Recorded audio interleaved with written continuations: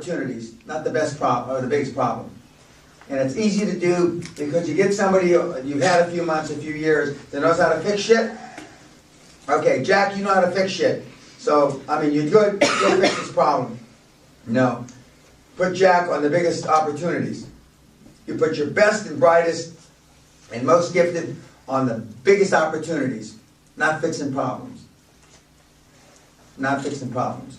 And private equity, venture capital, angel investors, that's tough for them to do because they're interested in the return of their capital that you may lose unless you fix the problem right away.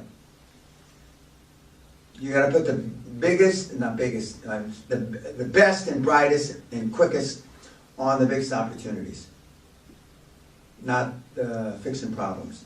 And I still make that mistake, and then I'll correct myself. I'll go back after I'm eating, and I don't mind eating crow. I don't mind saying I make a mistake, which is highly unusual for a lot of these guys up here and gals. And I'll say, no, I've changed my mind. I was an error. I stand corrected. I want Rufus to be on this, and I want Doofus to be on that. But in the spur of the moment, because I like to make decisions quickly, I say, put Taco Bell on that, you know, as opposed to having a lesser human being on that. And it's not because the person that's not as sharp isn't important, but more important to grow the business. Growing top line is the most important thing. As long as it's legal, moral, and ethical, top line growth. Okay.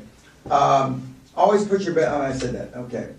Stockdale paradox. These are words of wisdom. This is a summary from the words of wisdom that I covered earlier in the seminar. Stockdale paradox. Admiral Stockdale survived 7 years of torture in Vietnam, not being overly optimistic of being rescued within weeks, but for being realistic of knowing it could be years. The other optimistic American POWs around him died of broken expectations and hearts, of hoping to be rescued within weeks. Realists are brutally honest with themselves. Nobody's as brutally honest as I am. And when we start these weekly meetings, weekly reports next week, I mean, you're going to find out because I don't fuck around. I don't wait to say, maybe Mark will get wise. Maybe he'll do this. Maybe he'll do that. And I'll tell him this is a fucking idiotic idea. Same with Taco Bell over here. Same with Matt. Same with Jack. Same with everybody in the room. You know, because unless you're taking advantage of my experience, then you're wasting a lot of fucking money. And most of these things, not virtually all of these things, I've already done. Failure is not an option, even in the face of great adversity. Just know what the adversity really is. Whereas the hedgehog versus the fox is smart and cunning, but gets caught up with lots of details, becoming misdirected and chasing his own tail. Hedgehogs do only one thing and do it well and nothing else. They eat. The best CEOs of all time are all hedgehogs. Mr. Zuckerberg, even though I disagree with several things that he's done, he's a hedgehog. He wants to make Facebook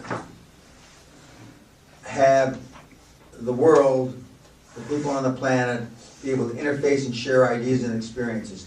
If Mark Zuckerberg died tonight, and God knows I'm not wishing that on him, he's already accomplished that. He's already accomplished that big time with $1 billion, 200 million, $1 billion, 300 million, whatever it is. Okay. Now, I don't know what he's trying to monetize Facebook so to keep his shareholders happy, etc. But he's already connected the world for free, which is big, okay? But he's a hedgehog in that regard, and he's a hedgehog in that regard. He's got good leadership skills. Jimmy Carter was an example, smart, worldly, tackled many issues and got lost in detail. President Reagan only had one thing on his mind for 8 years: Russia, remove the evil empire, Reagan was a hedgehog. All great hedgehogs have three things in common. One, they're passionate about what they believe in.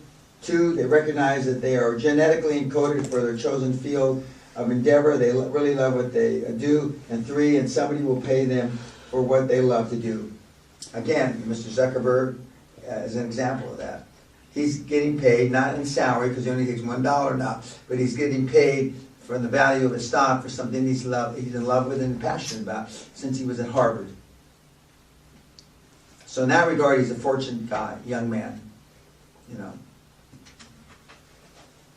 World of wisdom again. CEO's most important task: never stop becoming qualified for your job. The flywheel effect, and this is real important for the people on YouTube and the people in this room. When you start pushing a 10-ton metal flywheel, it takes lots of effort to make a single revolution, but less than 3 for the next 3, momentum will start to carry the wheel forward. Same is true in business. It's tough and slow to build momentum and inertia, but before long, it starts spinning under its own force. After a while, multiple revolutions will create evolution.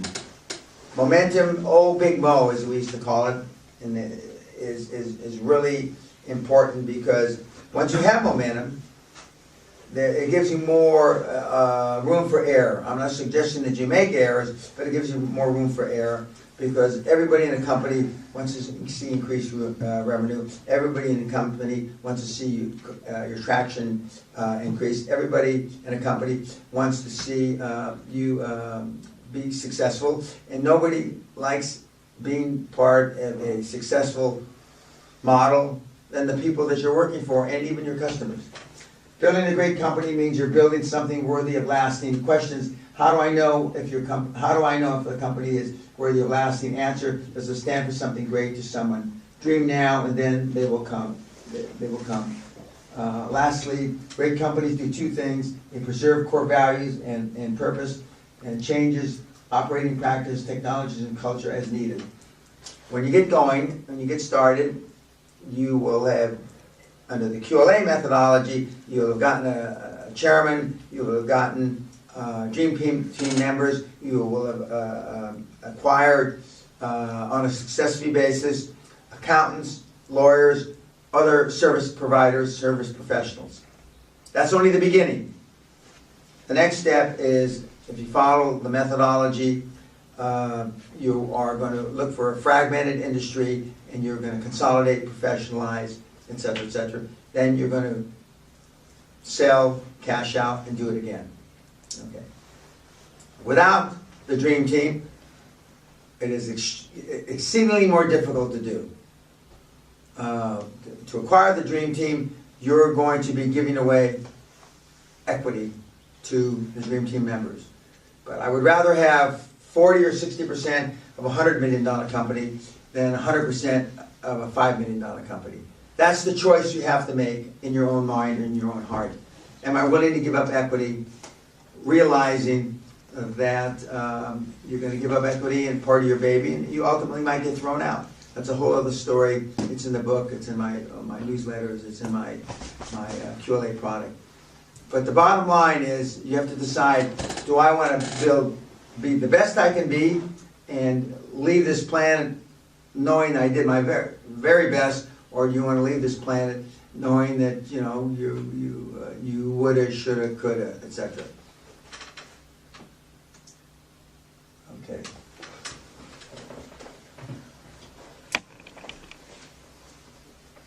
Tonight, we will have graduation. Tonight, you're going to be dressed up in kilts. The guys, the ladies will be wearing whatever evening attire they have. We will have a butler, like usual, bagpipe, Scottish music, a lot to drink, more so. I'm going to drink tonight. I haven't drank during the week, but I'll drink tonight. And then most of you are leaving early in the morning. I have a couple meetings tomorrow morning. If you have any questions of me tonight during our celebration, we're going to take pictures. It'll be on YouTube, etc., etc. Your first weekly report is due for the week ended. It's coming Friday, a week from tomorrow, which is Good Friday. Work ending Friday, due midnight, your time, whatever part of the world you're in. So that means if the reports come in before midnight your time, I will receive them, if I'm in Asia, Monday morning, my time. You're going to get a printout I don't think it's such a hard report. Our movie actors over here says it's pretty tough. And what's tough about it is that because it asks you to answer questions you probably never, ever, ever thought about in your business. Even Mark, who has been a devotee of my materials for a few years, probably will see questions he's never thought of. And this is the new January edition as opposed to the September one that you've seen from your unidentical twin, blood brother in Melbourne. I tightened it up, and I decided in 2014, 3 of my new goals and affirmations were, 1, I was going to be a lot fucking tougher. 2014. Okay. 2, I was going to tighten up, tougher in the way I interface with you. 2, I was going to tighten up the weekly reporting system to make it even more accountable, because it was accountable for some people, but I left too much wiggle room that you could answer the questions kind of sloppy happy, and now you can't answer the questions sloppy happy. Because I ask you to account for your days. I ask you to account for your hours, okay? And I tease because I tease the Italian because, you know, we'll see. I have a feeling I know what his work ethic is. He tells me what his work ethic is, but I'll be able to determine what his work ethic is when I look at the weekly report. And the third thing is we make the monthly conference calls, the video conference calls, more accountable and less slappy happy because I ask harder questions. I also now, where I didn't, when you have the ability to call me to make an appointment to talk to me in between the reports, now I tell you I want to talk to you on Skype. I tell you I want to talk to you on the phone in between the reports because I can see, you know, I can see in the first week report will tell me if you're on mark or not. First week report. So rather than allow you a few weeks to see if you come back, I'll bring you back to point as quickly as I can. Because my goal is to get you to be as successful as you can, and I've only got 12 months to do it. The highlight for you is this process is free. The not so highlight for me is that I spend 15, 20, 25 hours a week going through your reports and studying what you send me and Googling to see if your answers are accurate. What I don't want and what I will not accept is you fucking cutting and pasting answers.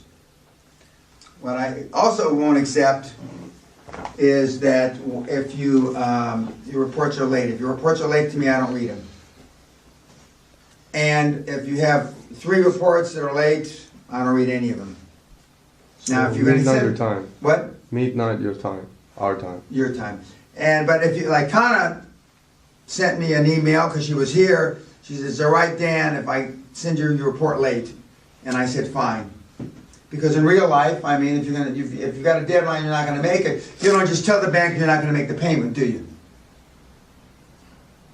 No, you don't. You call the bank, you email. So we're instilling real life constraints on the reporting system, and so far so good. I've shared with you a couple examples of people being successful. Okay, any questions?